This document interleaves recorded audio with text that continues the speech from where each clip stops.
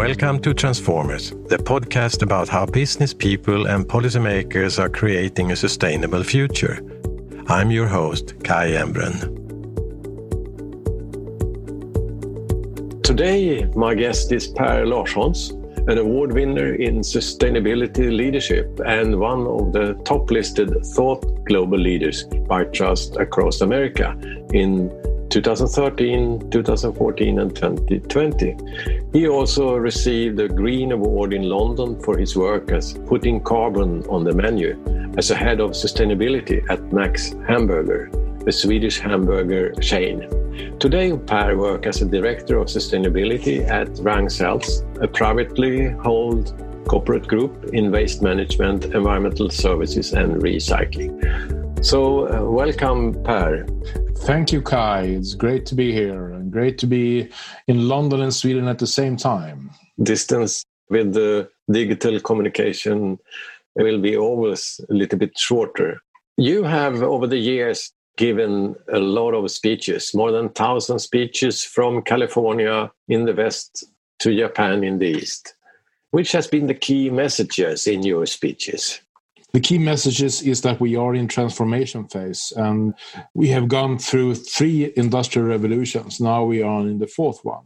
And the 4th one will consist of changes where sustainability will be in the key of the change, meaning that companies that doesn't understand or have the knowledge about what's happening and how they're taking consideration the changes in society will face huge challenges. And the key message I have is that the leaders, the owners of the companies, the boards need to really to understand it. But what is frightening is they can't do the change. The ones that are doing the change will be the line managers. So the take is really that make sure that you implement the change in the culture of the company where sustainability need to be in the heart. How is the response when you talk about this type of issues? The response is challenging because we have been working with the liner system, production system for more than 150 years. This is now a total new way of producing and consuming goods and using resources. And the thing is that where is the hen or where is the egg? The challenging part is that many of the companies that are seeing the problems coming, they understand that they will even exist in tomorrow's economy. And of course, if you understand it, if you don't exist, then you have 2 choices. One choice is make sure that you change, or the other one is that you are trying to hide under the pillow and hope that everything goes over. So when you discuss with people on your travel and in conferences, has it changed over the years that you meet people that are more accept your message? I would say that the last 20 years that I've been working with this, there have been huge changes. Now we are talking about this in the European Parliament. This is a fact that we are changing. We have in 2015, the SDGs, the global goals were set. So there are examples that things are happening.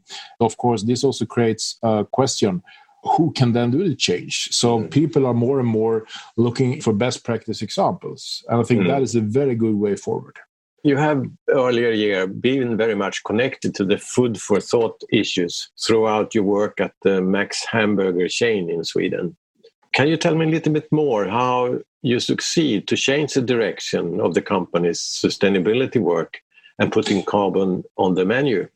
This is a very good example of an owner and of a board that understood that we are facing huge challenges in the future if we don't do anything.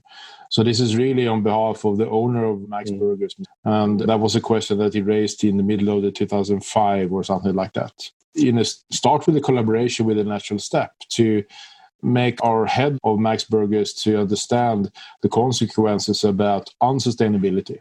And at the same time, make sure that we also develop solutions that can steer them in another direction. And it ended with the carbon labeling program, because the outcome of the research and the studies was that the product that Max Burgers then sold, the beef burger, were the problem. But they decided to make sure that we're trying to influence, we're trying to make a difference. And then they included the customers in the sustainability journey. So carbon labeling the burgers, at the same time as they also did a lot of changes, and we did a lot of changes then to reduce the impact.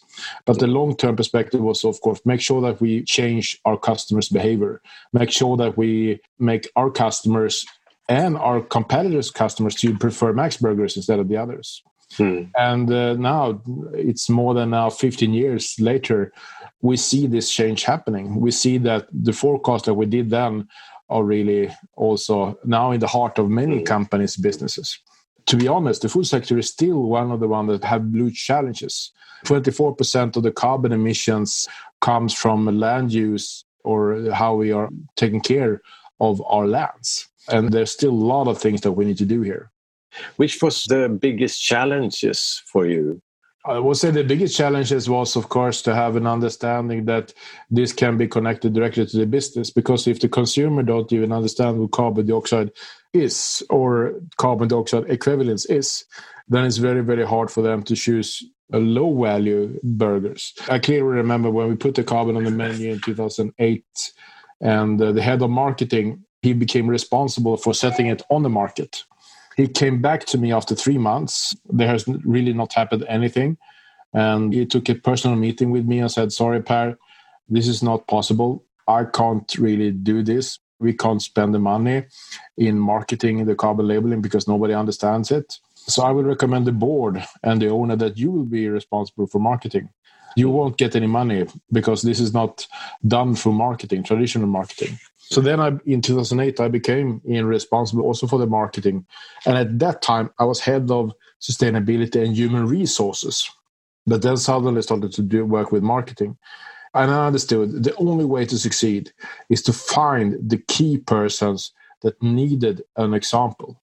And then they became our ambassadors. I remember when Sir Paul McCartney in the European Parliament spoke about Max Burger's carbon labeling as one of 4 examples. And of course, this made then an understanding on an international level.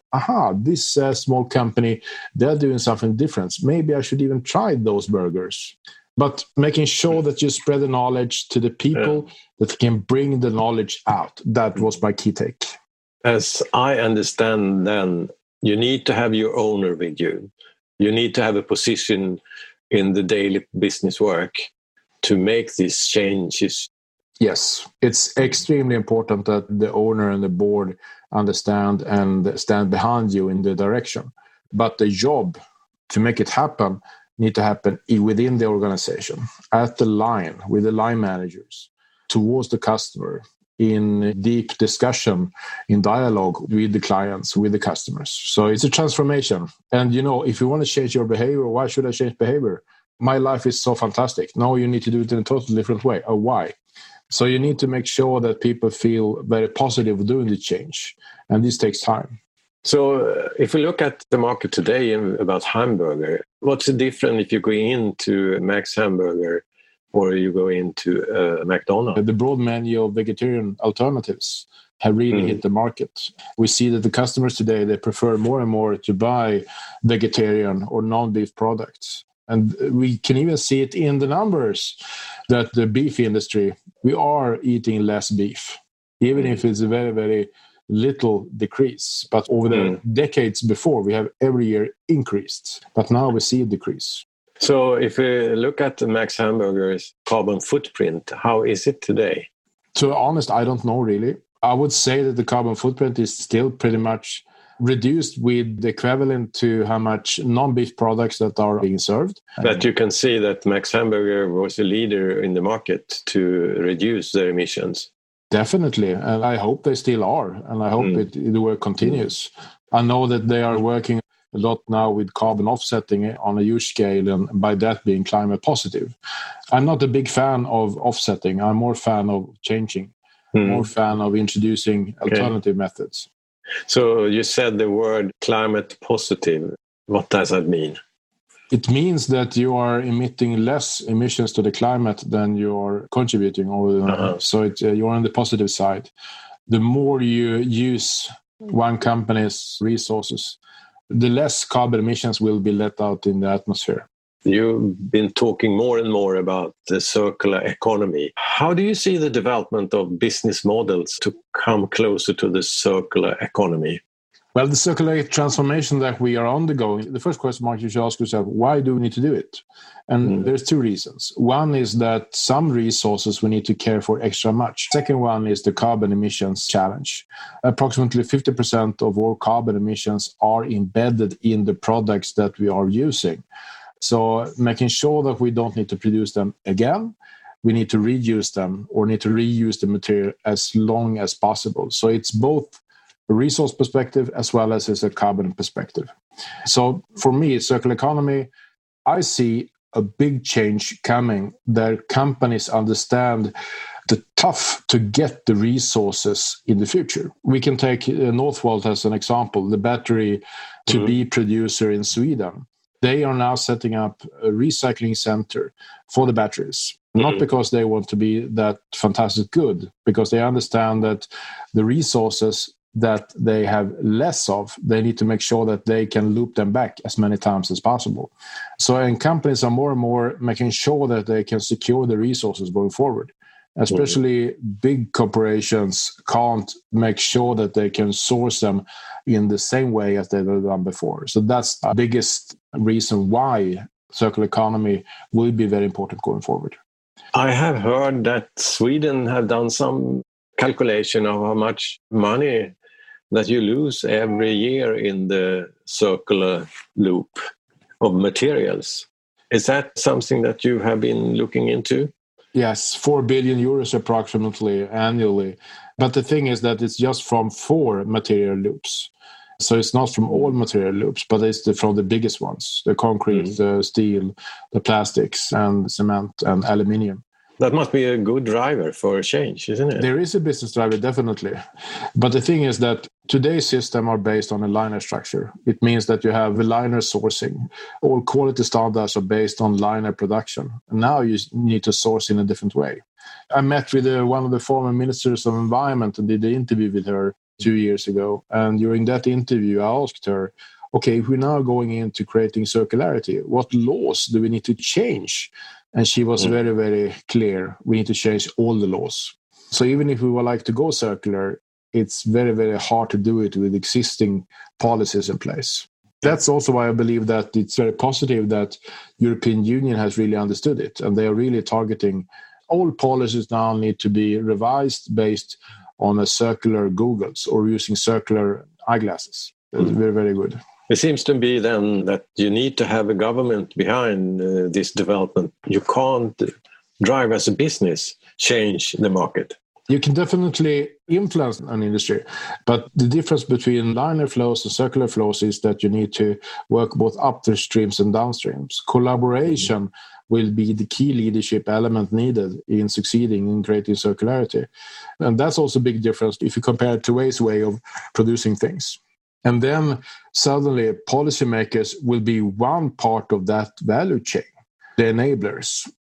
Can you say that laws and regulation today hinder you to go circular? I can give you one concrete example. We can take potassium. We have now processes that are world leading where we can separate out potassium and other salts out of incinerated waste. So out of the ashes, we can then extract the salts. The potassium that we then can extract out of that one are not able to be sold within European Union because in the legislations, they are based not on quality, they are based on origin. So meaning if you mine it, there's no problem to use it. But if it's used from waste streams, it's impossible, even if we have the highest quality in the world. So therefore, what we now are doing, because we're now setting up the first factory, is an investment for more than 50 million euros in Stockholm, and that will extract 50% of the Swedish ashes. What we need to do then is to sell the potassium outside of Europe. And that's just one example. So Europe needs to change. Do the politicians understand that they have laws that hinder development in this market? Yes, I would say. They definitely know it. At the same time, they don't know exactly where to start. Like the Minister of Environment said, we need to change all the laws. But you can't change all the laws at the same time. So the question, where should you start? And I think that you need to take the low-hanging fruits first. Where do you have the most of the impact? Of course, we hope that recycled nutrients will be one that they prioritize to make it happen. because you need to change legislation in many parts. The politicians that are very positive, they would like to create circularity, but they understand also that they need to change then a lot of laws to make it happen also. You read in the papers nowadays very much around the EU's new circular action plan. Can you tell us a little bit more about that? Well, everything has now also been a little bit hindered by the COVID-19 and the stop. But they had a very ambitious plan that were about to be launched here in 2020. Now it has been postponed. I represent a recycling company. And if you're going to start there, we are normally dealing with waste. But we are now transforming into becoming a resource provider, and especially in the food sector. It means that we will become a raw material producer of nutrients, phosphorus, potassium, and nitrogen, loop-backed. Now, the challenge is that if you're going to go to the European Union, they need to then push the legislations that are based on food production for us, like the fertilizer directive. The challenge is that they have just recently changed that one. So if you're going to do a new rechange, it will be done within the next 5 years. So in our case, if I'm going to be, because there are so many legislations in Europe, in our case, we need to make sure that we are visible in Brussels, make sure that policymakers understand that we can really make it happen, and then find the politicians that can be, like Paul McCartney before, can be our spokesperson and make sure that they are the one that are doing the change. So I'm really looking for the heroes now. So if you can help me with finding the heroes, I will crown them. I will make sure that they shine. But you're not the only one from the recycling industry that changed your business model. Do you see other front runners in this market that work more based on circular thinking and system thinking? I believe that our industry that we are now in, the recycling industry, we see that we will not exist in the next economy. So I think that we are maybe one of the first out that really are trying to make the change. I can't really say what's happening in other companies, but I hear the discussion.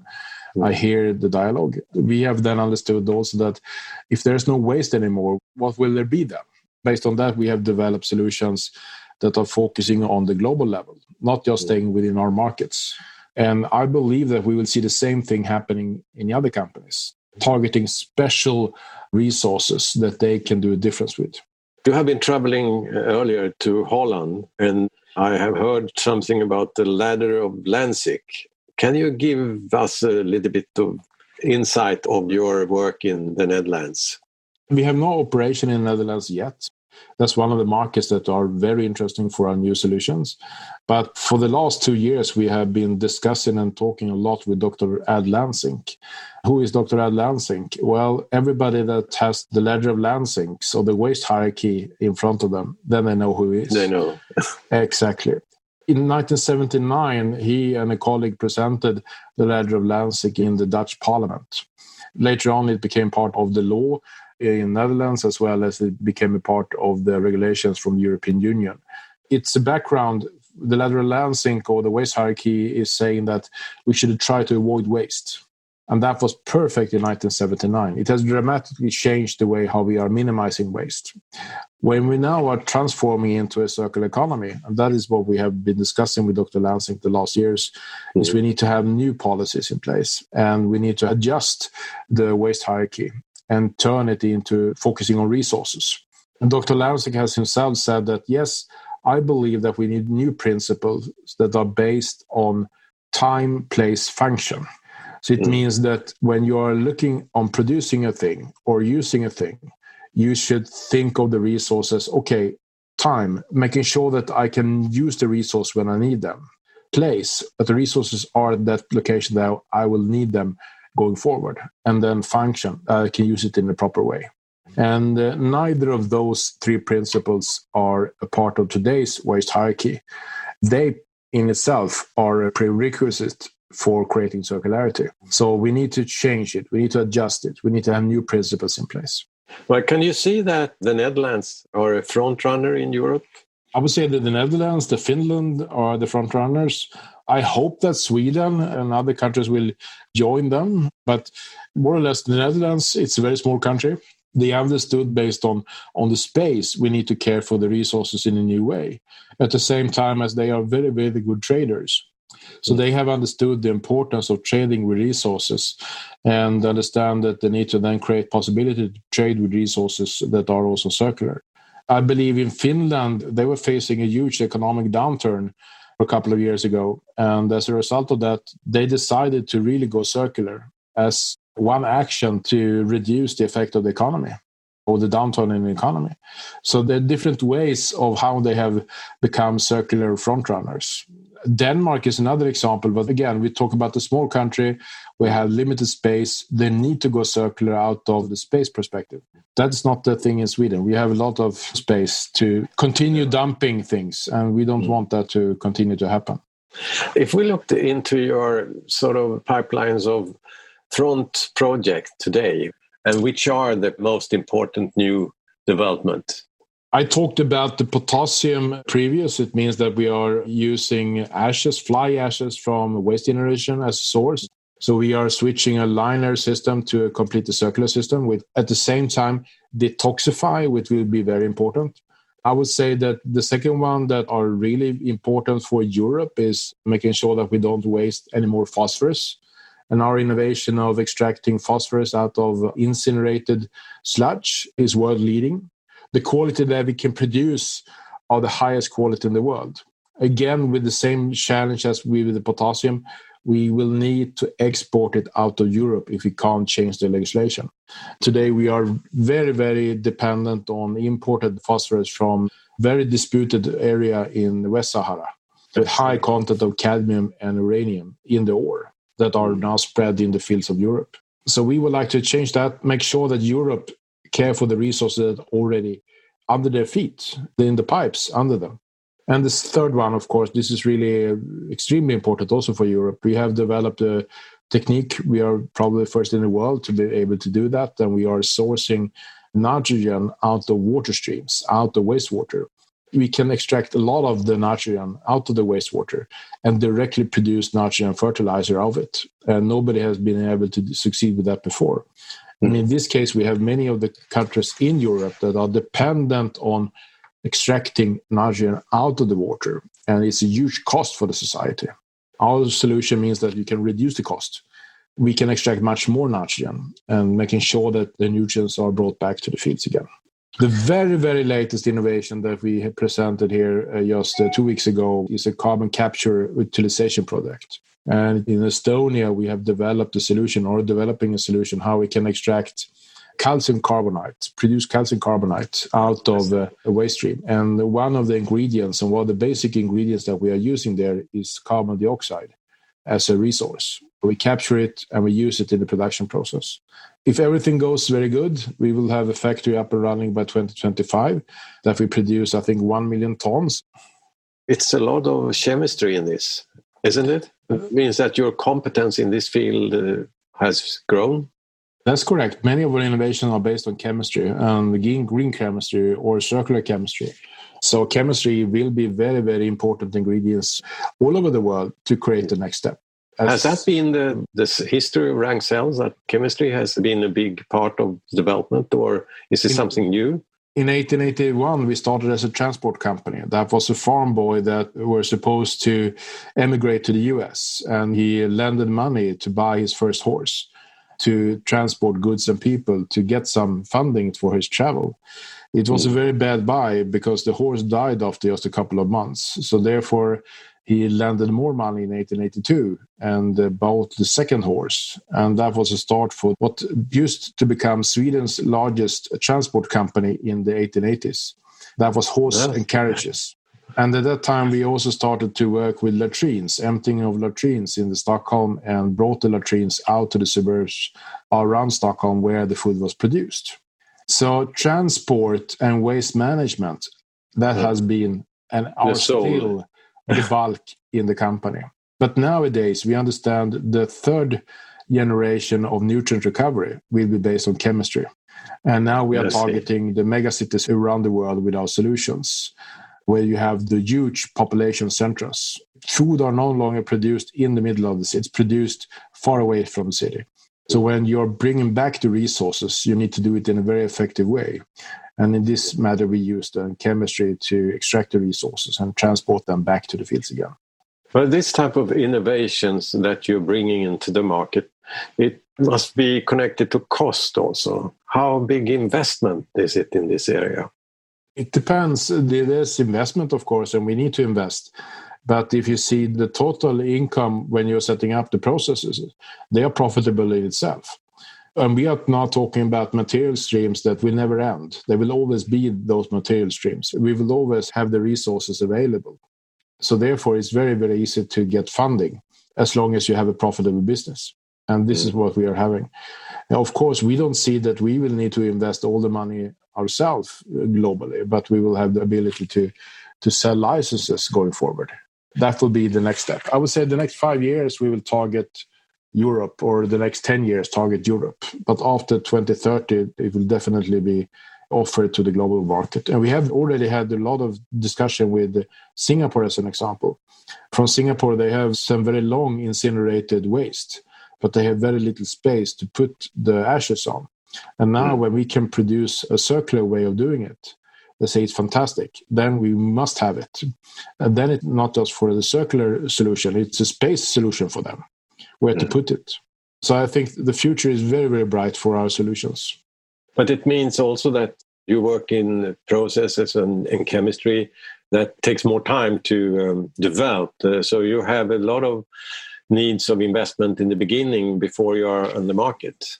How do you handle that? Well, it's a private-held company. We need to make profit in order to invest in new innovations, and that's what we've done. We have been on the market in 150 years and generated profit. And this is from the owner's side. We are now the third generation in a family-owned company. The fourth generation has started to work within the company. But the third generation are still young, and they're still active. The chairman, Erik Sellberg, and his two sisters are very, very interested in the way that the company are going and really would like to see the company grow. And so they, of course, investing the profits continuously in developing of the company. This will be the way forward, I believe. They would like to see the company stay for not just one generation, for more generations to come. Can you give any example of investment that you have done the last year? Well, the last year is the biggest investment we've done ever is the investment decision in investing in an ash to salt factory in Högbytorp. That was the 50 million euros investment. It's a place in Sweden, yeah. It's a place in Sweden, yes, where we will set up the first factory.